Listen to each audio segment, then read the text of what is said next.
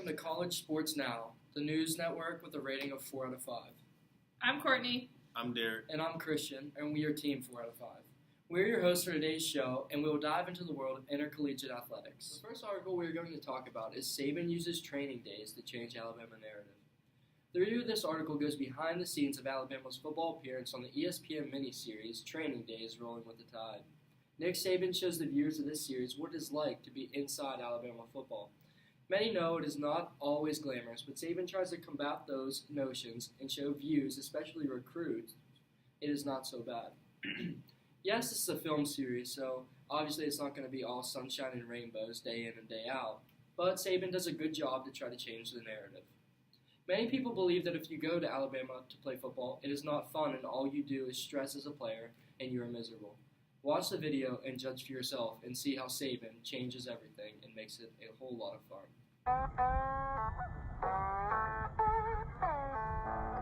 In his first season at Alabama, Saban made a decision that has become tradition. Taking players new to the program away from campus for some initiation. Who's my first tubers? We got 2 tubes. All right. You can go 1 on each tube, or you can go 2 on each tube, but you 2 guys go first. All right, here we go. The reason I always have the players over is I always try to create some opportunities where you're with the players, but you're not in a football sort of a situation.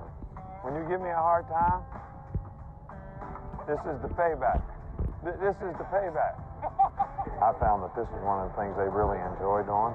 And, you know, a lot of the guys have never been on a boat, they've never been on a jet ski, so it's almost a learning experience for them. And I really enjoy doing it. It's a lot of fun. Oh! As showed in the video, you can see a side of Nick Saban that involves being fun despite his active coaching reputation. This series provides a unique perspective into the national champions at work and shows a different side of Saban that not many see. Basically, Nick Saban got a free 4-part recruiting video out of this deal. It gives fans the experience of being with some of their favorite college teams, as well as giving recruits a basis to help make their decision on which school to go to. By making the video, it gave a light to a bad press behind Alabama football, but it also pushes other schools to really step up their recruiting game and be wise if they want the best players to choose their schools. The next article is Athletes versus the NCAA, which is just like it sounds, an article about a landmark court case that could change college athletes and what being a college athlete means. The whole premise of this case is to change how scholarships are given out in post-collegiate athlete lifestyle. If the students win this case, it could mean that scholarships won't have a cap on them. This also means that schools could possibly bid on students right out of high school. Another change that could come about is the student athletes could earn benefits after they finish school. This would include medical benefits and even scholarships to graduate school. The importance of this case could change the way college athletes are treated and the way college athletics are operated. The case is going to court in October, where Judge Claudia Wilkin will hear both arguments. While the verdict of this case will bring change about in the NCAA, it may take several years for anything to be implemented. Other court cases, like the O'Bannon case, have also brought a lot of media attention. The difference in this case is not challenging the rules that prohibit college athletes from receiving money for their names or likeliness. It focuses more on the cap the NCAA puts on scholarships. In response to this case, there are both positive and negative sides. Jeffrey Kessler, the sports attorney for the players, says, if we win this case, there will be a better system for the players, a better system for the schools, and a better system for college games. Because what history has showed us is that more competition is not only fair, it is more popular, and it helps the sport thrive. On the opposition, Matt Minton, executive director of the National Sports Law Institution at Marquette University, says, if the student-athlete plaintiffs win on this new system, it could worsen the competitive balance problem among college conferences because the more powerful conferences could potentially offer more to highly rated high school athletes. The importance of this article comes back to the business side of college sports. If the athletes win, it may cause schools to have to generate a different kind of revenue, which leads to more people on staff. If the NCAA wins, it causes college athletes to still be treated the way they are, and which can cause an uproar in itself. Another article in the Sports Journal was Dyer to lead New Elevate College Union. This article talks about the new Elevate on Campus program headed by Mark Dyer, who is a part of the Elevate sports venues. This puts the Elevate head-to-head with the other leading ticket sales and marketing companies the Aspire Group, and IMG Learfield Ticket Solutions. The company is introducing a new financial model by charging a flat fee, whereas others in space traditionally charge a commission based on new ticket sales. The first college it is being implemented on is the University of Kentucky. The university has a newly renovated football, basketball, and baseball stadiums, which are all looking to revamp their ticket revenues. There are 1.5 million college football tickets that are not sold each weekend. Dyer says that the fact is that a majority of the top 30 and top 50 Division I football and basketball programs are working on their own. They don't have the resources to really maximize the investment they are making. They aren't producing ticket sales. This article submits the importance of ticket sales and companies outside of the universities that's job is to market and sell. This can bring big revenues to universities if they market it the correct way. In turn, this also can create a dilemma when it comes to the argument of student athletes should be getting paid a percentage of their college's revenues from that sport. According to BusinessInsider.com, in 2017, 27 schools made at least $100 million for the athletic department as a whole. The University of Texas tops the list, making $182.1 million, and $120.5 million comes from the football program. The number 2 university is Ohio State University, which makes about $169.9 million, and $78.7 million comes from the football program.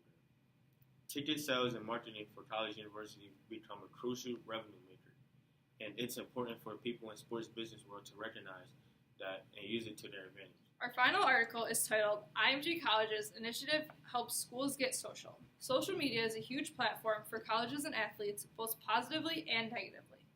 For some, social media can taint their reputation if used improperly. IMG is working with universities so that they can grow their platform and help gain sponsors for their school. A new initiative created by IMG College called Social Plus is taking the lead on creating branded content that can be sponsored and distributed through the school's social media. The program currently has 14 schools involved, which before were not using advertising on their social media with fear that they would over-commercialize and potentially turn fans away. IMG College assigns a correspondent to each school that joins Social Plus. The correspondent works with the athletic department monthly to identify content opportunities and plan videos and graphics. President Tim Pernetti says that this gives brands the opportunity to engage with fans more consistently, not just on game day.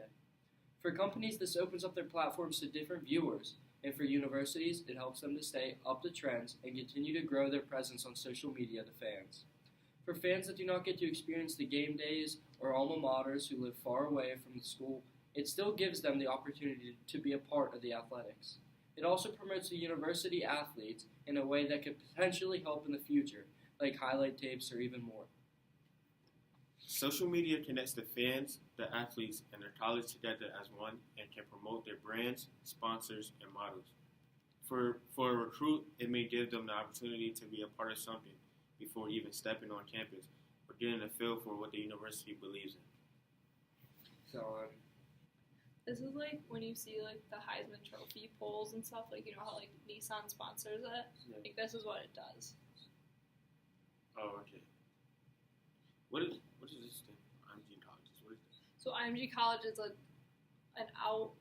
it's a company that focuses on like ticket sales and like revenue for colleges. So it's a like company. so it's a company that universities outsource to.